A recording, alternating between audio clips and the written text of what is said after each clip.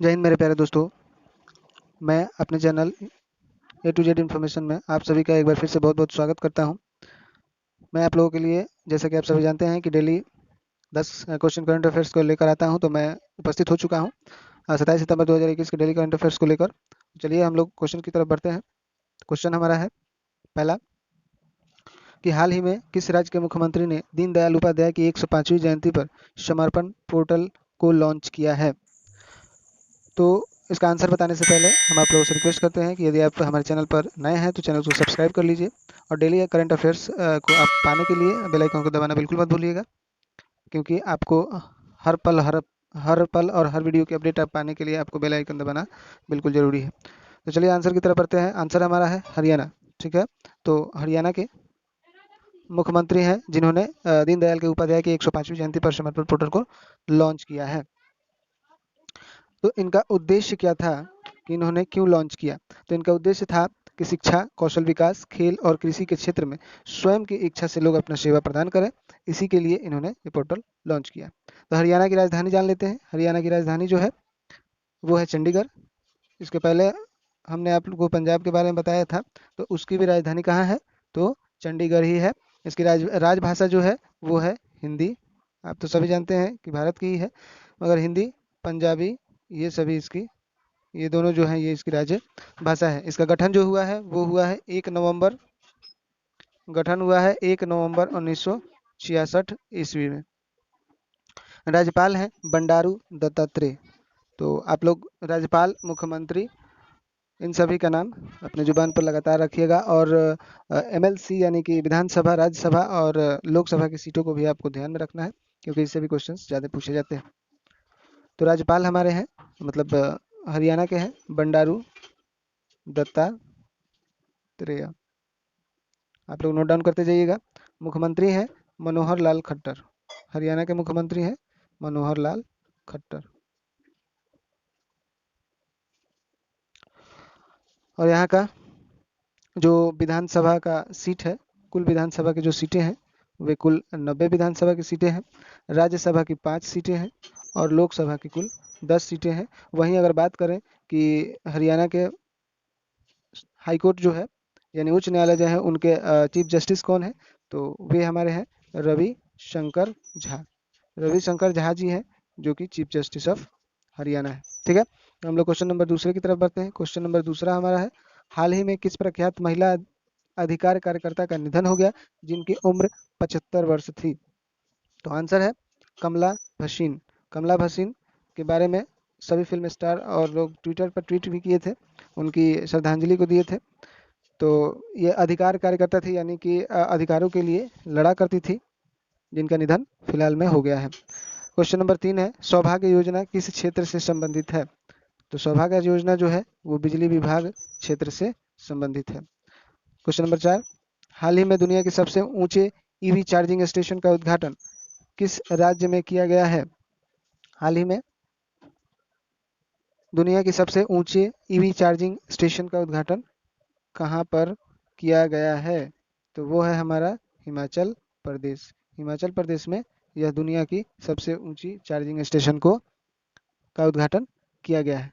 तो हिमाचल प्रदेश की राजधानी जो है वो हमारा है शिमला। शिमला जो है वो यहाँ की राजधानी है। भाषा बोली जाती है हिंदी संस्कृत। हिंदी और संस्कृत एक साथ मिलाकर बोली जाती है। गठन जो हुआ था, हिमाचल प्रदेश का गठन हुआ था 25 जनवरी 1971 में। और राज्यपाल हैं यहाँ के राजेंद्र विश्वनाथ अर्लेकर। राजेंद्र विश्वनाथ विश्वनाथ अर्लेकर, ये जो है वे हमारे मतलब हिमाचल प्रदेश के क्या है, राज्यपाल हैं। मुख्यमंत्री जयराम ठाकुर। हिमाचल प्रदेश के मुख्यमंत्री कौन है? जयराम ठाकुर।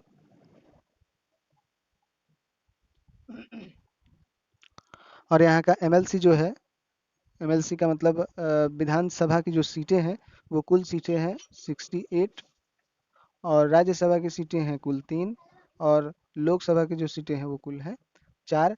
और यहाँ के चीफ जस्टिस साहब जो हैं उनका नाम है रवि मली मत। क्या नाम है?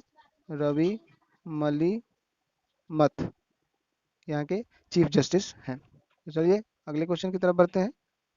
द फ्रैक्चर्ड हिमालय पुस्तक किसके द्वारा लिखी गई है? तो फ्रैक्चर्ड हिमालय निरुपमा राव के द्वारा लिखी गई है। Question number 6। क्वेश्चन नंबर 6, हाल ही में इस साल 2021 में अंत्योदय दिवस कब मनाया गया है? तो अंत्योदय दिवस फिलहाल में ही 25 सितंबर को मनाया गया है और हर साल मनाया जाता है।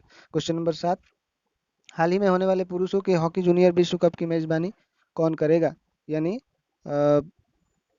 भारत में कौन राज्य करेगा? ठीक है, तो वो आंसर है हमारा उड़ीसा। उड़ीसा है जो कि भारत मतलब जूनियर हॉकी विश्व कप पुरुषों का जो होने वाला है उसकी मेजबानी करेगा। तो देख लेते हैं उड़ीसा की राजधानी कहाँ है। तो उड़ीसा की राजधानी जो है वो भुवनेश्वर है, बहुत लोग जानते भी होंगे। भुवनेश्वर है। राजभाषा जो है वो उड़िया है। इसकी राजभाषा जो है वो क्या है? उड़िया है। गठन कब हुआ था? तो इनका गठन जो हुआ था वो 26 जनवरी 1950 में हुआ था। राज्यपाल कौन है? तो राज्यपाल है गणेशी लाल। गणेशी लाल जो है वे यहाँ के राज्यपाल है। मुख्यमंत्री नवीन पटनायक। मुख्यमंत्री जो है वो है नवीन पटनायक। आप सभी याद कर लीजिएगा, ध्यान से लिख लीजिएगा ताकि आप लोगों को बाद में असुविधा महसूस ना हो। यहाँ के विधानसभा की जो सीटें हैं वो कुल सीटें हैं 147 सीट, और राज्यसभा में जो है वो कुल 10 सीटें हैं, और लोकसभा की कुल 20 सीटें हैं। ठीक है, तो चलते हैं अगले क्वेश्चन की तरफ। क्वेश्चन है 8वां हमारा, नासा का वाइबर रोवर चंद्रमा के नोबेल क्रेटर पर किस वर्ष उतरेगा? यानी कि नासा किस वर्ष वाइबर रोवर को चंद्रमा पर उतारेगी? तो आंसर है हमारा 2023 में, यानी 2023 में इसे उतारा जाएगा।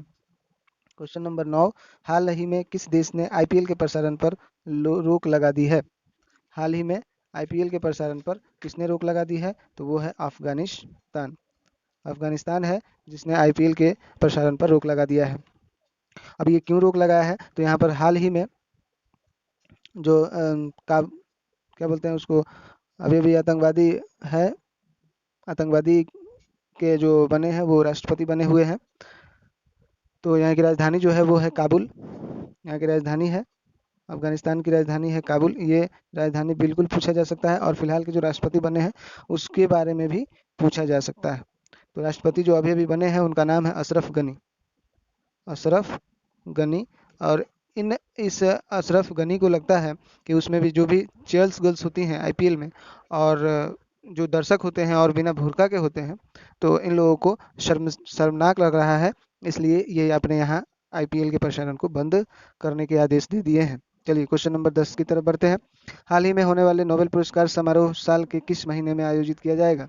तो यह किया जाएगा दिसंबर 2021 में, और अक्टूबर में इसकी सूचना दे दी जाएगी कि किन किन व्यक्ति को, अनाउंसमेंट कर दिया जाएगा कि किन किन व्यक्ति को नोबेल पुरस्कार दिसंबर 2021 में प्रदान किया जाएगा। तो हम लोगों ने 10 क्वेश्चंस डेली करंट अफेयर्स को देख लिए। तो फिर कल आप लोगों के लिए हम 10 क्वेश्चंस लेकर फिर से उपस्थित होंगे। तब तक के लिए नमस्कार, जय हिंद।